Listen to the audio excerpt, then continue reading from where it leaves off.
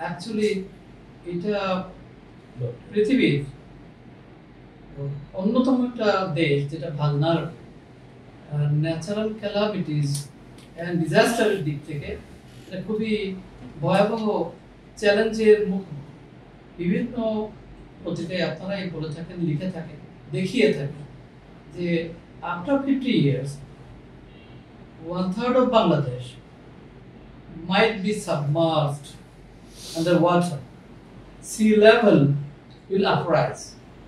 So এটা really ভয়ের বিষয়, রীতিমতো আতঙ্কের বিষয়। এই জন্য আমরা 30 তো একটা থিওরিটিক্যাল প্রপোজিশন, তো জিরো পভার্টি। ওয়ালটন এখন দেশের সীমানা পেরিয়ে পৌঁছে গিয়েছে 50টিরও বেশি দেশে। ওয়ালটন, ঘরে ঘরে বিশ্বজুড়ে। পভার্টি জিরো করাটা in true sense it is not practically feasible. Zero করা কঠিন, বাট যতটা কমানো যায়, we should say poverty reduction. Probably this is the most appropriate term. Same is the case with zero carbon and zero unemployment. কারণ কখনোই 100% employment করা যাবে না, because there will be some sick person. Many people will get sick forever.